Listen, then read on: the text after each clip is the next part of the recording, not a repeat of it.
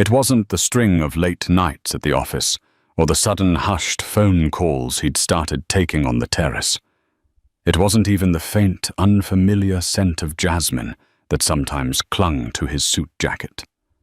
For Isidora Sterling Wolfe, the breaking point was quieter, yet infinitely more violent.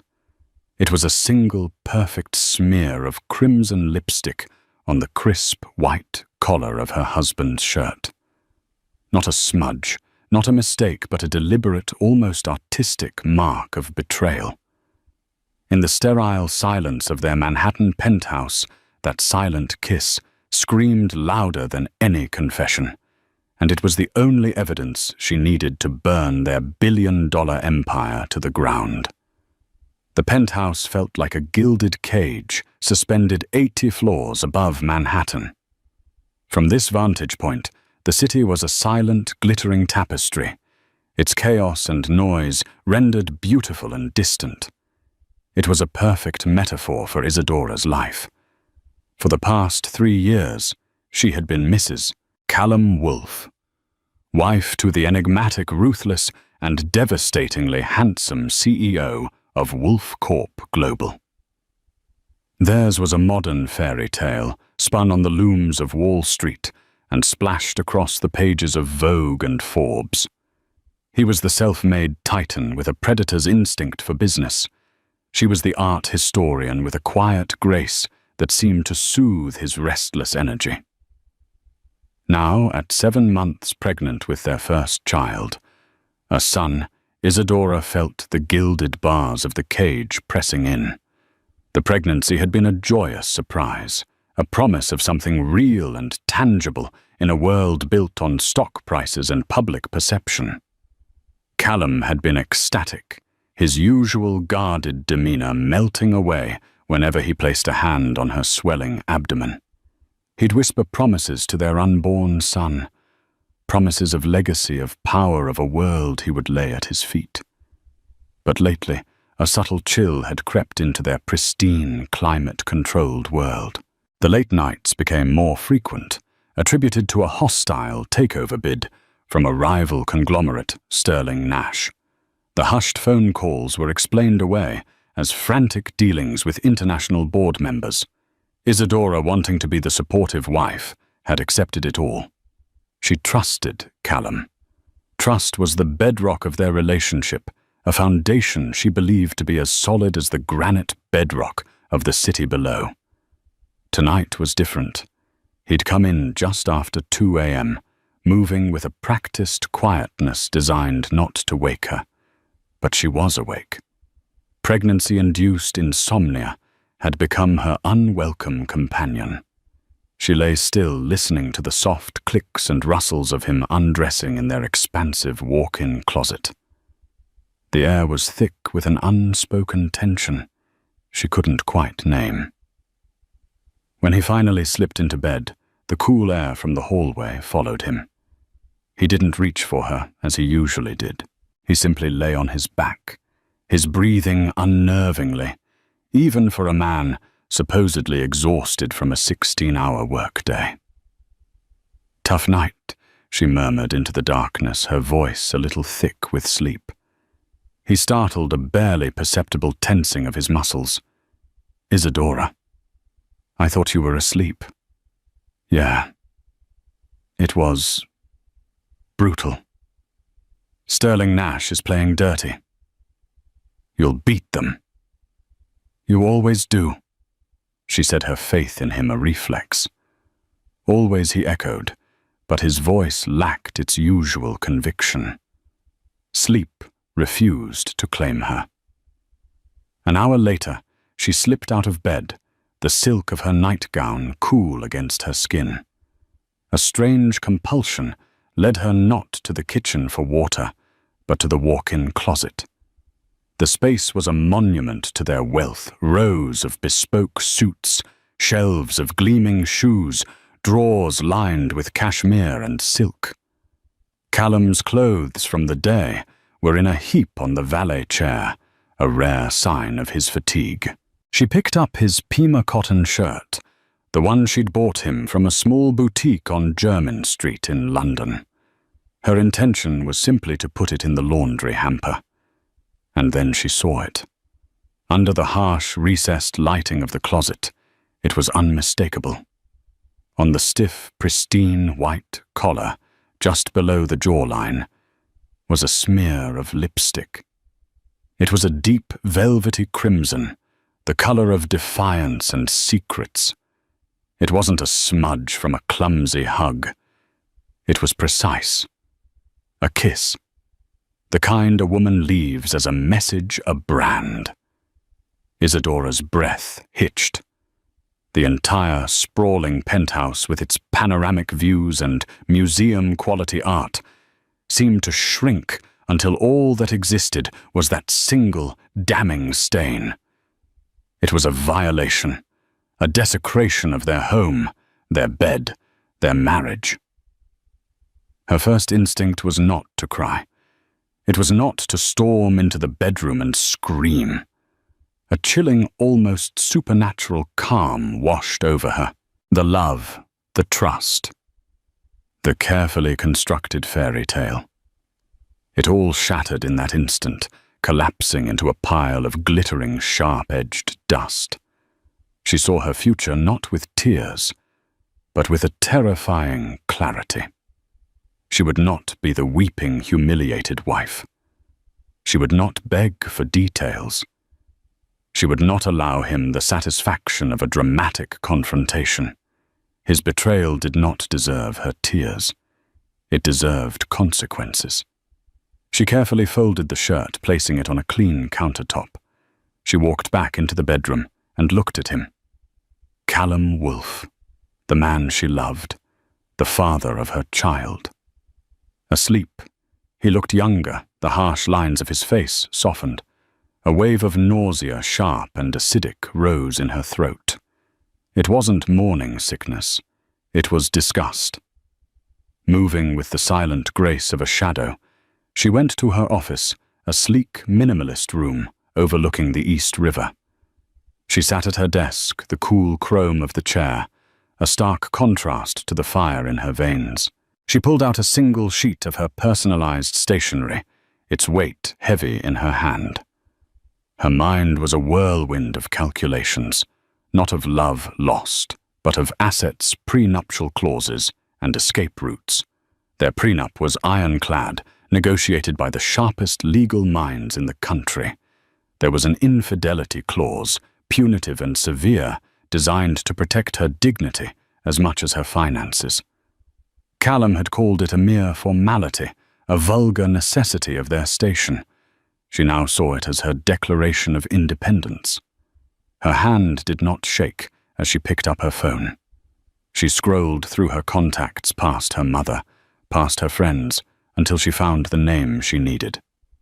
Eleonora Vance, known in the elite circles of New York as the Lioness of Litigation, Eleonora was the most feared divorce attorney in the state.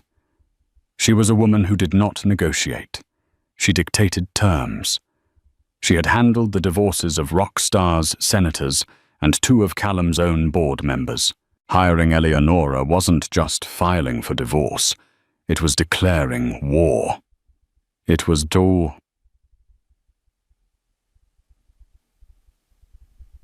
a.m. Isidora didn't care. She pressed the call button. The phone rang twice before a crisp, professional voice answered alert and awake. Vance. Eleonora. It's Isidora Wolfe. There was a brief pause. Isidora. Is everything all right?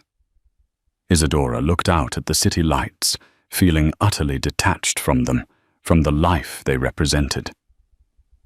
I need to retain your services, she said, her voice as cold and clear as the glass window in front of her. I see Eleonora, said, her tone shifting from concern to business. What's the situation? Isidora took a steadying breath. My husband came home with lipstick on his collar. I'm 7 months pregnant. I want to file for divorce. I'm invoking the infidelity clause in my prenuptial agreement. I want it filed tomorrow morning. No hesitation, no negotiation.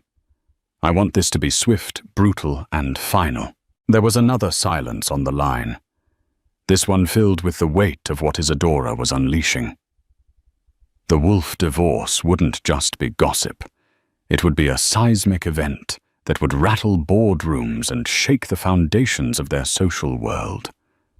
"Are you sure, Isidora?" Eleonora asked, her voice softening for a fraction of a second. "Once this process begins, it's a freight train. There's no stopping it." Isidora thought of the crimson stain, a silent testament to a secret life. She thought of the promises whispered to her pregnant belly, now rendered meaningless. She thought of her son, and the kind of mother she needed to be, not a victim, but a survivor. "I'm sure," she said, her voice devoid of any emotion. "Burn it all down." Callum woke to the unfamiliar silence of an empty bed. The space beside him was cool, the sheets undisturbed. He frowned, reaching out a hand as if to confirm her absence.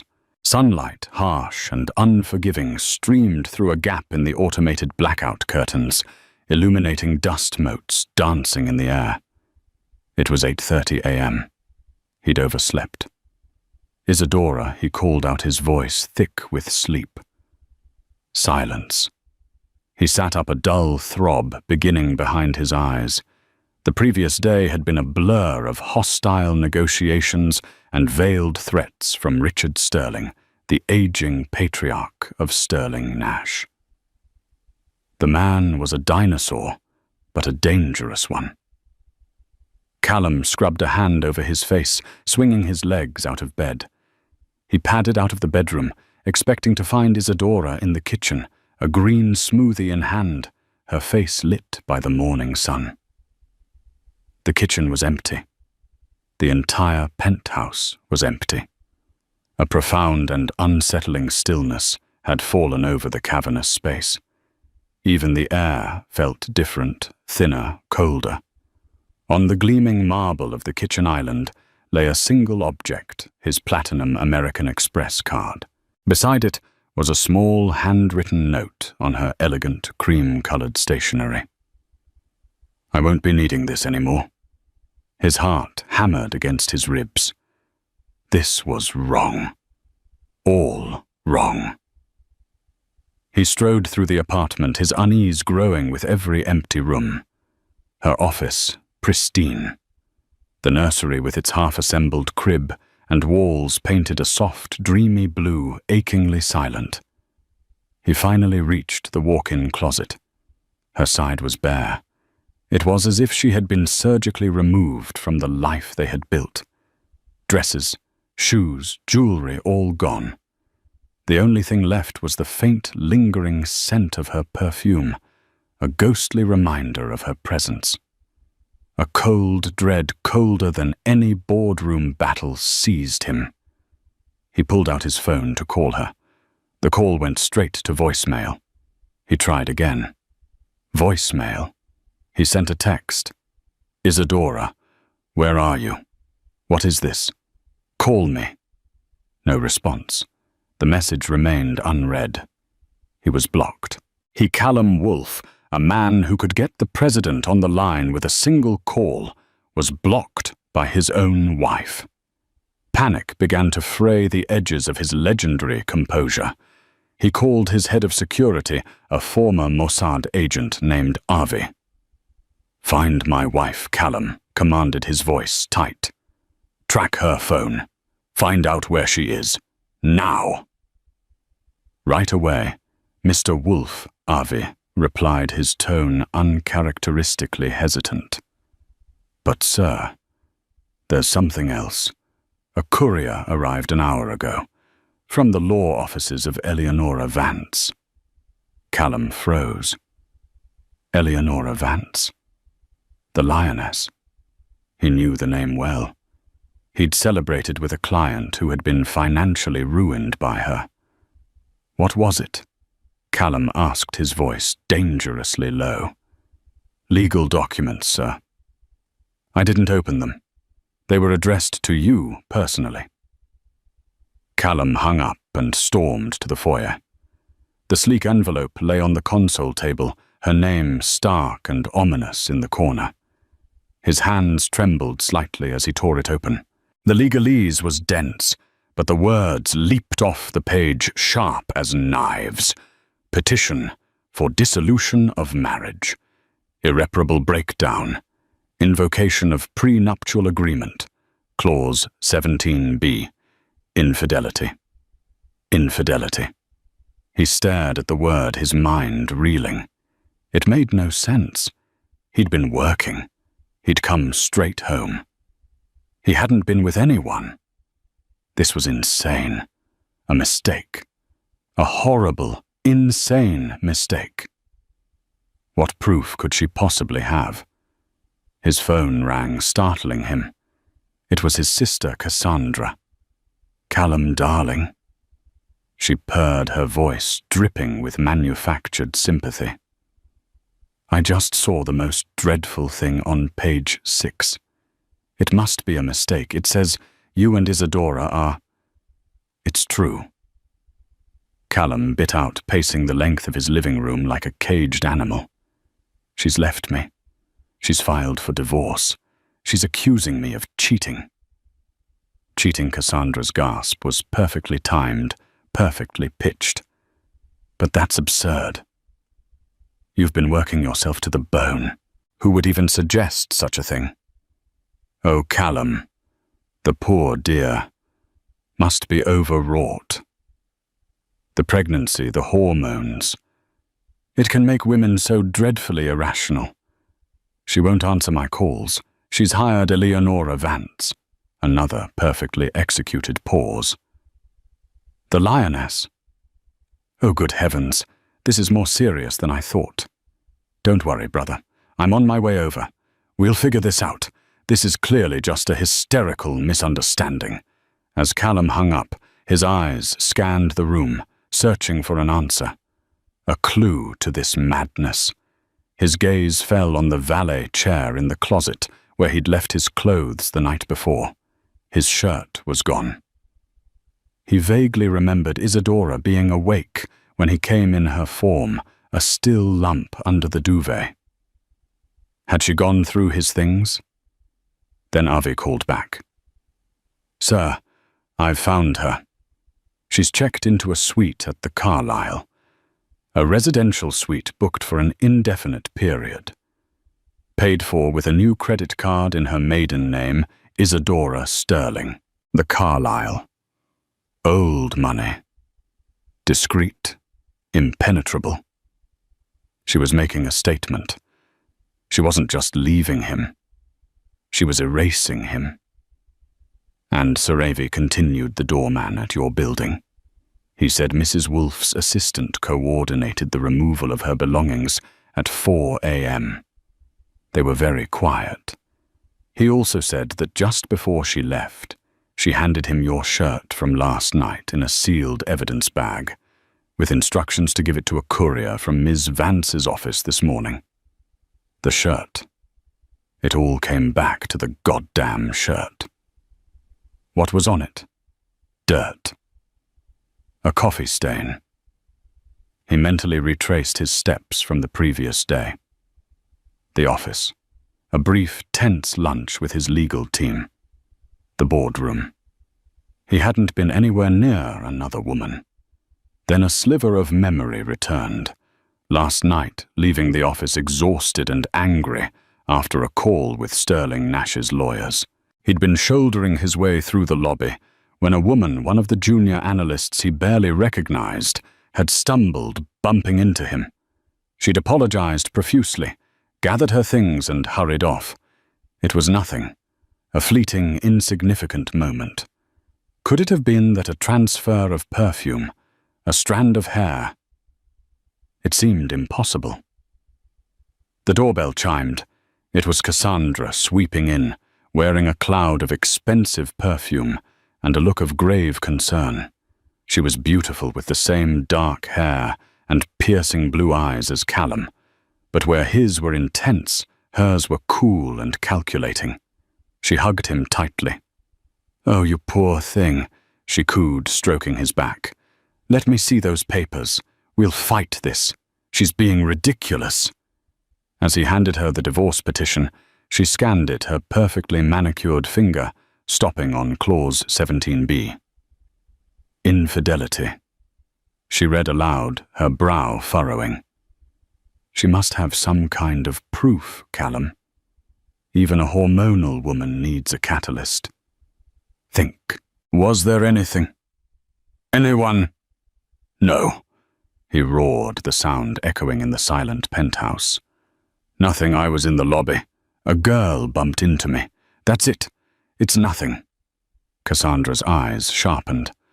A girl. Who? What did she look like? I don't know, young blonde, I think. An analyst. It was for a split second, Cass. It means nothing. Cassandra walked over to the vast window looking down at the city. A split second is all it takes, brother. A pretty young blonde. A tired, powerful man. It's a story as old as time. And a story Eleonora Vance will paint in very vivid colors for a judge. She turned to face him, her expression a mask of sisterly devotion. You need to find this girl. You need to get her to sign an affidavit. You need to control this narrative before it destroys you. The board will be spooked. The Sterling Nash deal is at a critical juncture. Your personal life is about to become a very public, very expensive liability. He knew she was right, but his mind wasn't on the board or the deal. It was on Isidora, on the empty space beside him in his bed, on the son he was about to lose before he even had a chance to hold him. I need to talk to her, he said, his voice raw. You can't, Cassandra said softly. She's put up a wall of lawyers. The only way to her now is through them. And for that, you need leverage. You need to disprove her accusation. She placed a cool hand on his arm. Don't worry, I'll help you. We're wolves. We don't just take a hit. We bite back. But as she spoke those words of loyalty, a tiny triumphant glint in her blue eyes went unnoticed by her distraught brother. The plan was working perfectly. The offices of Vance and Associates occupied the top 2 floors of a limestone building on Madison Avenue, a bastion of quiet, intimidating power. The decor was not opulent, but severe, all sharp angles, grey marble, and abstract art that seemed to judge you. It was a space designed to make even billionaires feel small. Isidora sat opposite Eleonora Vance, at a vast obsidian desk. Eleonora, in her late 50s, had iron-grey hair cut in a severe bob and wore a suit of military precision. Her eyes, the color of a stormy sea, missed nothing. The petition has been filed and delivered. Eleonora stated, her voice a low, steady hum. Callum Wolfe is officially on notice. The shirt is on its way to a forensic lab we use. We'll have a full analysis of the substance, including the brand chemical composition and likely batch number by the end of the day. Isidora nodded, her hands clasped tightly around a glass of water. She felt strangely disembodied, as if she were watching a movie of her own life. His reaction will be twofold. Eleonora continued, steepling her fingers. First, denial and attempts to contact you directly. He will plead, rationalize, and attempt to emotionally manipulate you. You have done well to block him. Maintain radio silence. All communication must go through me. Second, he will launch his own investigation. He will try to find the source of the lipstick. He will deploy the full, terrifying force of his resources to construct a counter-narrative. What if he claims it was an accident? Isidora asked, her voice barely a whisper. A smear on a collar is not an accident. It is an intimacy. Eleonora said, her gaze unflinching. In the eyes of the court, and more importantly in the context of your prenup, the burden of proof is on him to demonstrate its innocence. A very, very difficult task. As if on cue, Eleonora's assistant buzzed through on the intercom. "Miss Vance, I have Marcus Thorne on the line for you. From Wolf Corp. Marcus Thorne, Callum's chief counsel and right-hand man. The bulldog." Eleonora's lips curved into a semblance of a smile. "Right on schedule. Patch him through." She pressed the speakerphone button. "Eleonora, I trust you're having a good morning." Marcus's voice boomed, full of forced bonhomie. "It's proving to be quite profitable, Marcus," Eleonora replied dryly. "To what do I owe the pleasure? Let's cut the crap. This petition is a joke, and you know it. An absolute work of fiction. Callum is devastated. His wife, who is clearly not in a rational state of mind, has abandoned him based on a preposterous and insulting accusation. My client is perfectly rational." Eleonora countered her voice like ice. "She has simply chosen to no longer tolerate disrespect. We have material evidence of Mr. Wolf's infidelity. The consequences of that, as stipulated in the document you're currently holding, are clear." "What evidence? A piece of lint. A misplaced smudge." Marcus scoffed. "A lipstick stain." "Marcus, on his collar. We are having it analyzed as we speak." There was a fractional pause on the other end. "This is ridiculous." It was a harmless bump in the lobby of his office building. Some junior employee stumbled. It was nothing. We'll have a sworn affidavit from her on your desk in an hour. Isidora's stomach clenched. A junior employee. A clumsy girl. It was such a plausible, demeaning excuse. The kind of story that would make her look like the hysterical pregnant wife. But Eleonora was unfazed. An affidavit from an employee whose livelihood depends on your client's goodwill. Forgive me if I find that less than compelling. Send it over. My forensic team will enjoy comparing it to the data from the lab. I'm sure it will be illuminating." She glanced at Isidora, giving a subtle, reassuring nod.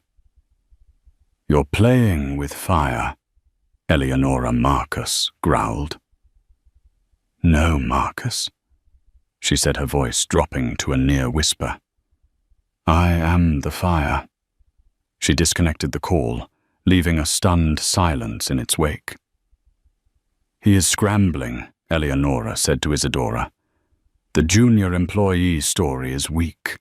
They know it. But it's the only play they have right now. They will try to find her and coerce her into signing a statement." A sudden sharp pain kicked beneath Isidora's ribs. The baby, her son. He was a part of Callum, a part of the man who had so casually broken her heart. For a dizzying moment, doubt clouded her resolve. Was she doing the right thing, tearing his world apart before he was even born? Was Cassandra right? Were hormones clouding her judgment? She looked at Eleonora, a woman who had seen hundreds of women in her exact position. Did I do the right thing? Eleonora leaned forward, her expression softening for the first time. You did the only thing you could do to protect your self-respect. Love and betrayal cannot coexist in the same house. A man who is careless with your heart will be careless with your child's. You are not destroying a family. You are refusing to build one on a foundation of lies. Now let's talk strategy. We need to freeze assets. We need to make it clear that the Wolf Empire is now a marital asset in dispute. Meanwhile, across town, Callum was a whirlwind of controlled fury. "Find her!" he yelled at his head of security. "I want the name of every woman who exited the lobby between 9 and 9:30 p.m. last night. Cross-reference it with our employee database. I want her name, her photo, her address." Now, Cassandra sat calmly on the sofa, sipping an espresso. Screaming at the staff won't help, brother. Think. What did she look like? I told you I barely saw her. Blonde, I think. Average height, wearing a dark coat. That describes half the women in this city. Cassandra sighed dramatically. This is going to be difficult. An hour later, Avi came back with a list. Security footage had been pulled. After cross-referencing badge swipes, they had a name, Sarah Jennings, a 24-year-old financial analyst who had been with the company for just over a year. A grainy security still showed a pretty blonde woman in a navy blue coat stumbling near the elevator bank, right next to Callum. That's her, Callum said, pointing. Get her. Bring her to my office. And get Marcus Thorne back here. 20 minutes later, Sarah Jennings stood trembling in Callum's penthouse. She was clearly terrified, her eyes wide with fear, as she looked at Callum Wolfe, his sister, and his chief counsel.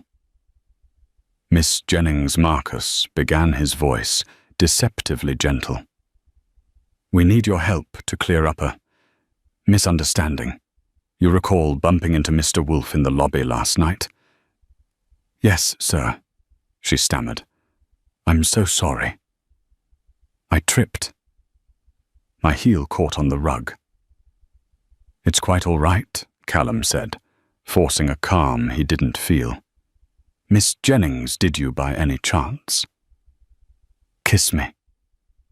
Sarah's face went pale. What? No. Of course not. I just stumbled. I was so embarrassed. And your lipstick, Cassandra interjected, her voice smooth as silk. What brand do you wear? I don't know. Revlon. I think it's called Cherry Tart. Cassandra shot a look at Callum. A cheap drugstore brand.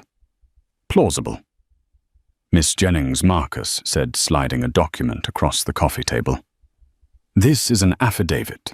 It states that you bumped into Mr. Wolfe accidentally, that there was no personal or intimate contact, and that any transfer of cosmetics was entirely incidental and unknown to both parties. We need you to sign it. Sarah looked at the document, then at the three powerful figures staring at her. Her eyes darted around the opulent room. She was a junior analyst. These people could crush her career with a single phone call. She hesitated. We would of course be very grateful for your cooperation, Sarah. Cassandra said, her voice laden with meaning. A promotion, perhaps. A transfer to the London office you've been hoping for. A significant bonus to compensate you for this inconvenience. The offer hung in the air, a mixture of bribe and threat. Sarah picked up the pen, her hand shaking. She signed. As she was escorted out, Marcus Thorne looked at Callum. This helps. It gives us a narrative. But it's her word against the stain.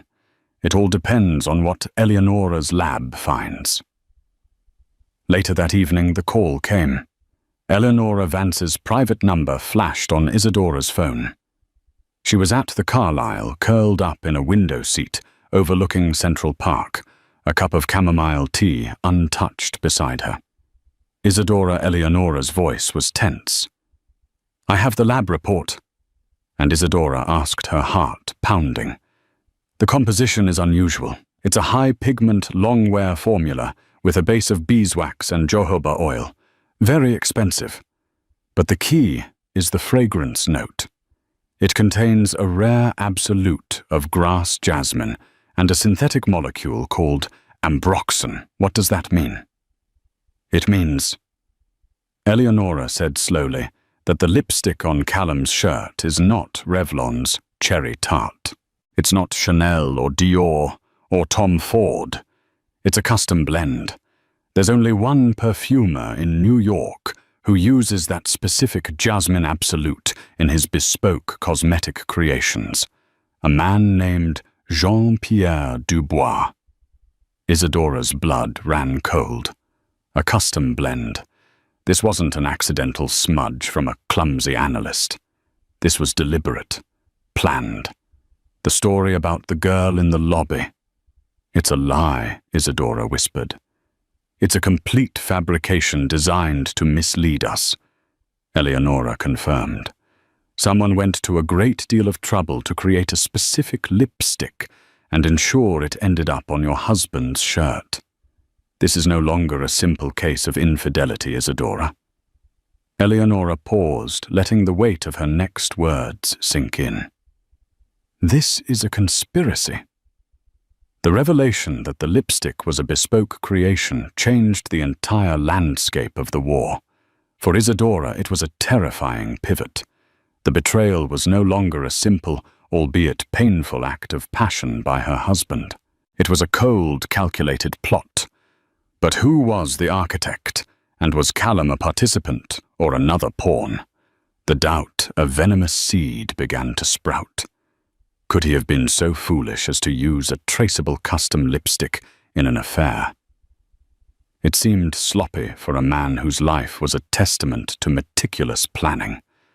Her conversations with Eleonora took on a new urgency. We need to find out who commissioned that lipstick from Jean-Pierre Dubois. Eleonora stated, her voice sharp over the phone. He's notoriously discreet. His client list is a who's who of this city's elite. He won't talk without pressure. What kind of pressure? Isidora asked. The legal kind, Eleonora responded. I'm filing a subpoena for his records. He can either cooperate with us, or he can explain his actions to a judge. We'll see which he values more, his client's privacy or his own liberty. In Callum's camp, the signed affidavit from Sarah Jennings had brought a fleeting sense of relief, which was quickly obliterated by a call from Marcus Thorne. Eleonora's lab report came back. Marcus said, his voice grim. Callum could hear the strain. The lipstick isn't Revlon. It's some kind of one-of-a-kind bespoke blend. Callum felt the floor drop out from beneath him. What? That's impossible. The science says otherwise, Callum. Vance knows our story about the analyst is a lie. She's subpoenaing the perfumer who made it a guy named Dubois. We look like fools at best and conspirators at worst.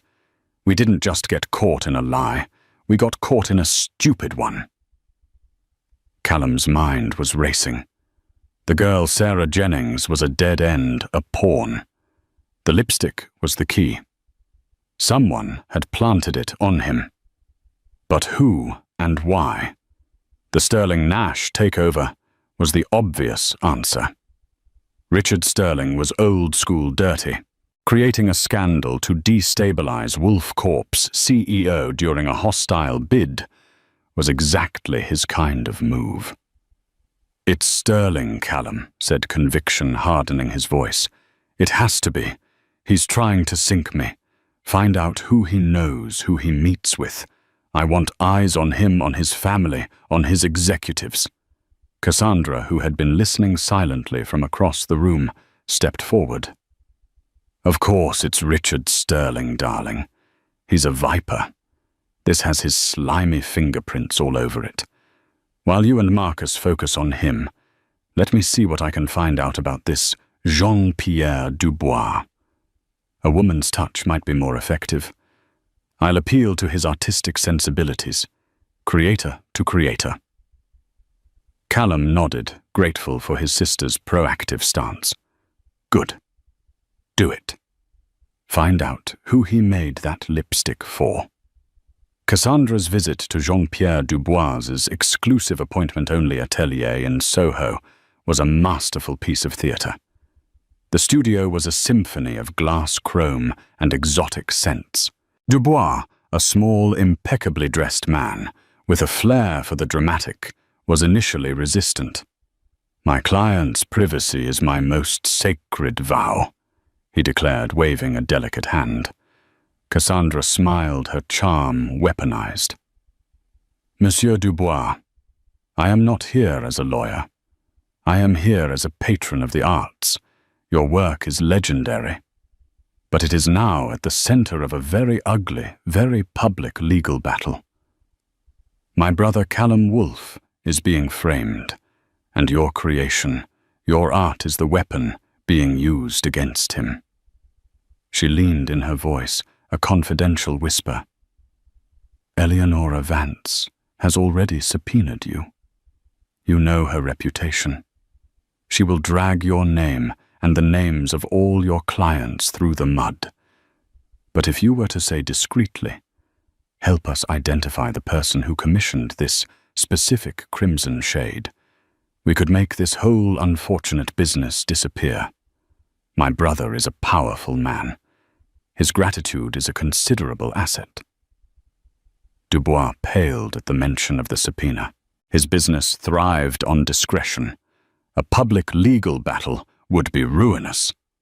He looked at the beautiful, persuasive woman in front of him. He made a calculation. The blend you speak of, he said haltingly. Grass jasmine with ambroxan. I call it le baiser du diable, the devil's kiss. I have only made it for one client. And who is that? Cassandra asked, her heart thumping with feigned anticipation. It was commissioned 3 weeks ago. The client paid in cash. She did not give a name. Cassandra's face fell. No name, a description. Anything. She was formidable, Dubois recalled. Tall, elegant with dark hair, always wore sunglasses. Chanel. She had a voice that was low commanding. She said she wanted a lipstick that was unforgettable. A lipstick that could start a war. Cassandra left the atelier with a sense of triumph. The description was perfect, vague enough to point in any direction but specific enough to sound credible. She immediately called Callum. I have something, she said, her voice laced with excitement. Dubois said the client was a tall, dark-haired woman. Anonymous. Paid cash. He said she sounded commanding. She paused for effect. Callum. Who does that sound like to you? She didn't have to say the name. Callum's mind immediately went to Victoria Sterling, Richard's daughter and the CEO of Sterling Nash. She was tall, dark-haired, and famously aggressive in business. She was the public face of their takeover bid. Victoria Sterling. Callum breathed. It all fit. The motive, the means, the personality. It has to be her, Cassandra pushed. She gets close to you at some industry event, plants the lipstick, and her father launches the attack. It's brilliant. It's diabolical. It's them. The new theory took hold in Callum's mind, a welcome anchor in a sea of chaos. He now had a villain. He instructed Avi and Marcus to dig into Victoria Sterling's life, to find any connection to Dubois, any unusual cash withdrawals, anything. Meanwhile, Isidora was growing restless in her luxurious prison at the Carlisle. The initial shock had worn off, replaced by a gnawing unease. The conspiracy angle troubled her. It felt too complex, too theatrical. She had known Callum for 5 years. He was arrogant, driven, and at times emotionally distant. But was he stupid? Was he the kind of man to be so easily framed? She trusted her own instincts more than anything, and her instincts were telling her that something was still missing from the puzzle. She decided to do her own quiet digging. She wasn't a corporate titan with a team of investigators, but she had her own resources. She had a deep understanding of the world they inhabited, the subtle currents of power and influence that flowed beneath the surface. She started with the lipstick itself. Le baiser du diable, the devil's kiss. The name was so dramatic, so obvious. It felt like something out of a pulp novel, not a sophisticated act of corporate espionage. She thought about Victoria Sterling. Isidora had met her a few times. Victoria was tough, yes, but also pragmatic and professional. Would she risk such a cheap theatrical stunt that could so easily backfire? Isidora's mind drifted to the person who had been by Callum's side through this whole ordeal. Cassandra. Sweet, supportive, ever-loyal Cassandra, the sister who had always treated Isidora with a cloying, almost suffocating affection, the woman who had been the first to suggest that Isidora was hormonal and irrational, the one who had conveniently offered to speak to the perfumer herself. A small, chilling memory surfaced. A few months ago, at a charity gala, Isidora had been admiring Cassandra's clutch. "It's a bespoke piece," Cassandra had said with a proud smile. "From an artisan in Soho. He does the most wonderful custom work. Perfumes, accessories, you name it. He's my little secret." Isidora's blood went cold. Soho. A custom artisan. Her little secret. The pieces began to click into place with a horrifying certainty. The vague description from Dubois, a tall, dark-haired, commanding woman. It could be Victoria Sterling. Or it could be Cassandra Wolfe. The cash payment.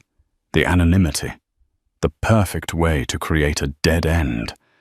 And the motive Isidora had seen the flash of jealousy in Cassandra's eyes whenever Callum showed her affection in public.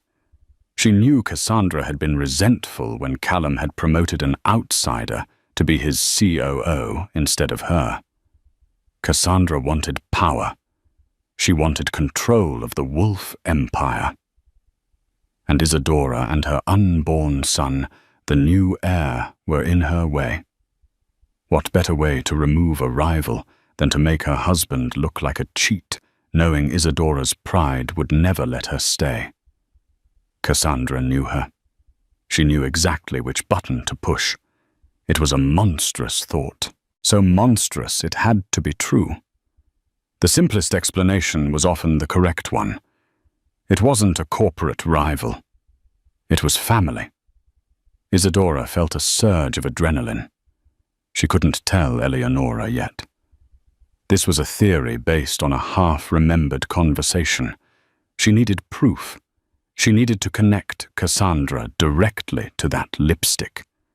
She thought about the creator Jean-Pierre Dubois. Cassandra had called him her artisan. There had to be a history there, a record that went beyond a single anonymous cash purchase. Isidora picked up her phone. She didn't call Eleonora. She called her own head of household staff, the discreet and loyal Mrs. Gable, who had been with Isidora's family for 30 years. Mrs. Gable Isidora said, her voice steady. "I need you to do something for me. It needs to be handled with the utmost discretion." "Of course, Ms. Sterling," the woman replied. "I need you to retrieve a specific item from the penthouse. In the back of my closet, there is a collection of gift boxes. I'm looking for a particular one from last Christmas. It's from Cassandra Wolfe. It should contain a small, custom-blended perfume bottle. Bring it to me at the Carlisle. Do not let anyone see you." An hour later, the box was in her hands. Inside, nestled on a bed of silk, was an elegant bottle of perfume. Tucked alongside it was a small embossed card. "Dearest Isidora, a little something from my favorite artisan to yours. May your year be filled with beautiful scents. All my love, Cass." On the back of the card, in elegant raised lettering, was the artisan's mark, Dubois. Création sur mesure, Soho. It was the connection, the proof. Not of the lipstick, but of the relationship. Cassandra hadn't just discovered Dubois. She was a long-time patron. Her claim of simply going to help her brother, was a lie. Isidora's hands were steady as she photographed the card. She sent the picture to Eleonora Vance with a single line of text. "Forget Victoria Sterling. We've been looking at the wrong woman." Eleonora Vance stared at the picture of the Dubois business card sent from Cassandra Wolfe to Isidora. It wasn't a smoking gun, but it was a direct contradiction to the narrative Callum's team was building. Cassandra hadn't been a helpful stranger investigating a lead. She was a known patron of the artisan at the heart of the conspiracy. "This is excellent, Isidora Eleonora," said over the phone, a rare note of excitement in her voice. "It establishes a pattern of behavior and a pre-existing relationship. It proves she lied to Callum about how she found Dubois. Now we leverage it." Eleonora's next move was surgical. She didn't confront Callum's team with the new evidence. Instead, she filed a motion to depose Cassandra Wolfe, citing her as a material witness with undisclosed connections to a key figure in the case. The legal papers landed on Marcus Thorne's desk like a grenade. Callum was apoplectic. "Depose my sister. On what grounds she's been trying to help me? Apparently her help involved concealing her long-standing relationship with the man who created the lipstick," Callum Marcus said, rubbing his temples. "Vance knows. She sent a copy of a gift card Cassandra gave Isidora last Christmas, from the same artisan Dubois. Cassandra told us she was going in cold. She lied." The words hung in the air, thick and poisonous. Callum felt a disorienting wave of confusion. Why would Cassandra lie about something so trivial? "It doesn't make sense," Callum muttered, pacing his office at Wolfe Corp. "She's been my biggest supporter through all this." "Has she?" Marcus asked pointedly. "Or has she been pointing you squarely at Victoria Sterling, sending you on a wild goose chase while she covered her own tracks?" A cold dread began to seep into Callum's bones. He thought back. Cassandra had been the first to suggest Isidora was hormonal. She had been the one to zero in on the pretty young blonde in the lobby. She had masterfully extracted a vague description from Dubois that perfectly fit their chosen suspect. She had been directing the entire investigation from the wings. He felt sick. The deposition was scheduled to take place in a neutral conference room at Eleonora's firm. It was the legal equivalent of a gladiatorial arena.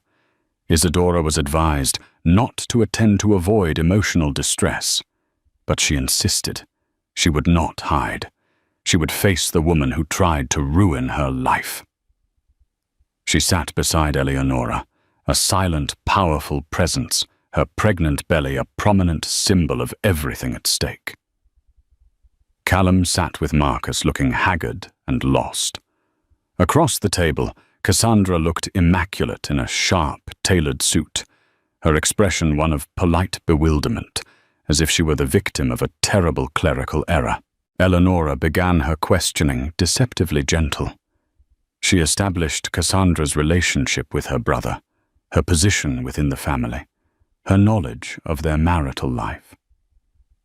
Then she moved to the night of the incident. "Ms. Wolfe, Eleonora," said her voice even. "You offered to assist your brother in investigating the origins of the lipstick stain, correct?" "Yes." "My brother was in distress. I love him. I wanted to help," Cassandra said smoothly. "And in your desire to help you visited the atelier of Monsieur Jean-Pierre Dubois." "I did." "Was that the first time you had ever met or engaged the services of Monsieur Dubois?" Cassandra's eyes flickered for a nanosecond toward Callum. "Yes. I found his name through a simple online search for high-end perfumers in Soho. It was the critical lie." Eleonora paused, letting the silence stretch. She then produced a clear plastic sleeve containing the gift card. Mr. Wolf, can you identify this card? Cassandra stared at it, her composure finally cracking. A faint flush crept up her neck. It appears to be a card I sent to my sister-in-law. A card from your favorite artisan, Monsieur Dubois. Sent last Christmas, months before you claimed to have first discovered him online. Can you explain this discrepancy to the court? The air in the room was electric. Marcus Thorne put his head in his hands. Callum stared at his sister, his face a mask of dawning horror. I forgot.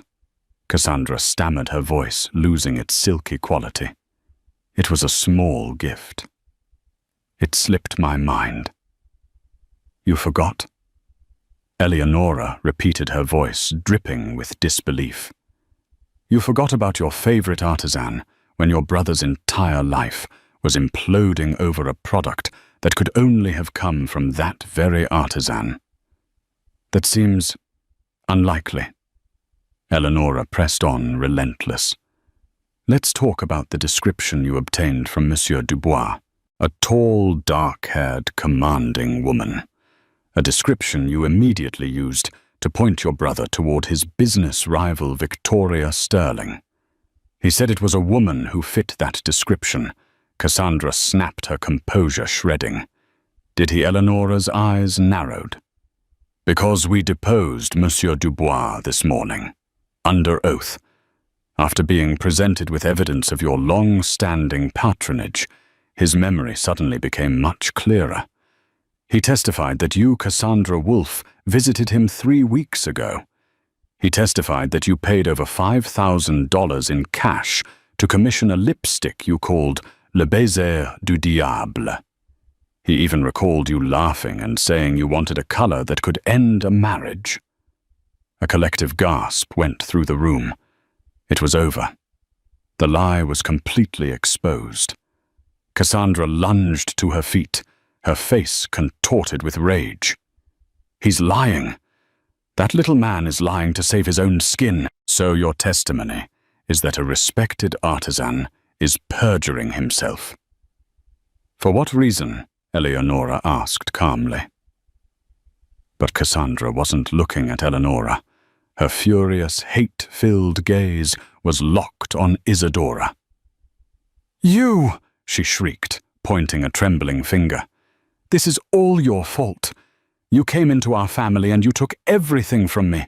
You took my brother. You took my place. He was my family, and you made him weak. I saw the way he looked at you at your precious baby belly. He was going to give it all to you, to your son. The legacy, the name, the company. What about me? I'm a wolf. I deserved it more. The confession, raw and venomous, spilled into the sterile conference room. All pretense was gone. All that was left was the ugly, festering jealousy that had motivated the entire plot. Callum rose slowly from his chair, his face ashen. He looked at his sister as if seeing her for the first time. The woman he thought had been his staunchest ally was his greatest enemy. He hadn't been betrayed by a stranger or a rival. He had been betrayed by his own blood. He turned his head and looked at Isidora. Her expression was not triumphant. It was one of profound, weary sadness. He saw the pain in her eyes, the pain he had so arrogantly dismissed, and he finally understood its source. The lipstick wasn't about sex. It was about a calculated, intimate cruelty designed to destroy the one thing he had finally started to value more than his company, his family. He took a step toward her, his hand outstretched, his mouth open to speak, to apologize, to beg. But Isidora simply stood up, gave a slight, almost imperceptible shake of her head to Eleonora, and walked out of the room without a backward glance. The door clicked shut behind her, leaving Callum alone in the ruins of his life, with the echo of his sister's hate and the deafening silence of the wife he had already lost. The aftermath of Cassandra's confession was a cold, silent collapse. The deposition ended abruptly, and Cassandra, exposed and venomous, was escorted away, her name instantly becoming a byword for sordid family psychodrama.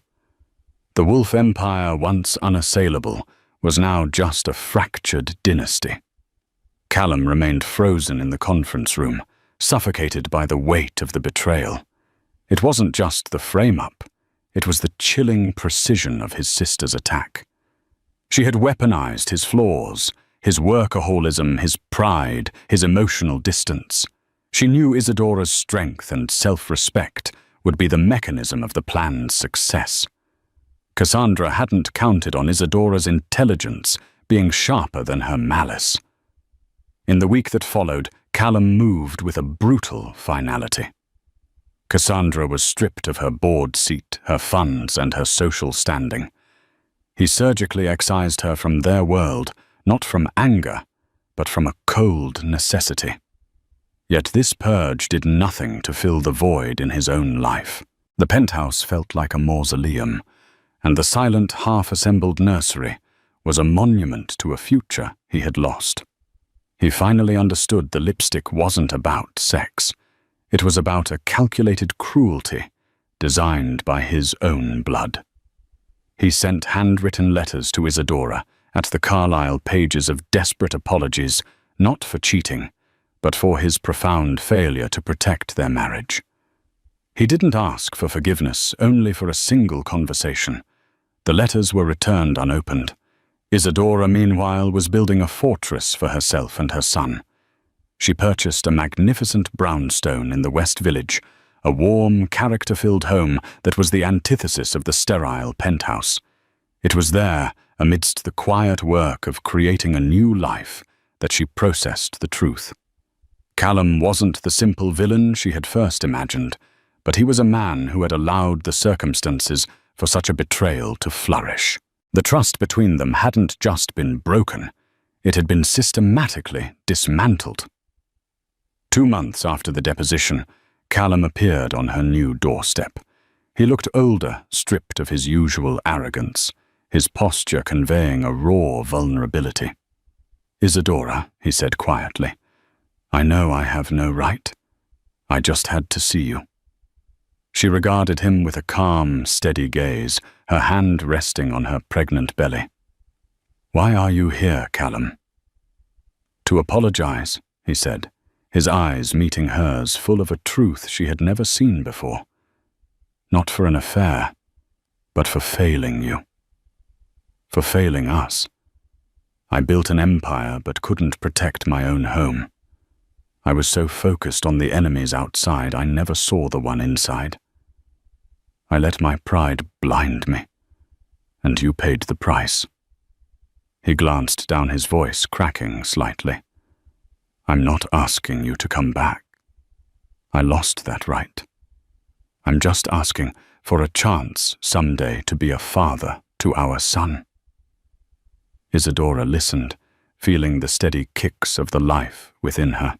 She saw a man finally confronting the ruins of his own making. The anger had faded, replaced by a quiet, weary sorrow. "The divorce is off," she said softly. A flicker of hope ignited in his eyes, which she quickly tempered. "But don't mistake that for forgiveness," she continued, her voice firm. "The fairy tale is dead, Callum. The trust is gone. If we are ever to be anything again, it cannot be what we were. It has to be something new, something honest, something built from the rubble." She stepped back, leaving the door open. It was not a promise of reconciliation, but the barest possibility of it. An invitation not to the life they had lost, but to the difficult, uncertain work of building a new one. Callum stepped inside, crossing the threshold into a fragile future. Their son would not be born into a perfect empire, but into a home where two people were learning that the most valuable assets are not listed on any stock exchange, and that love is not about perfection, but about the grueling, beautiful work of repair.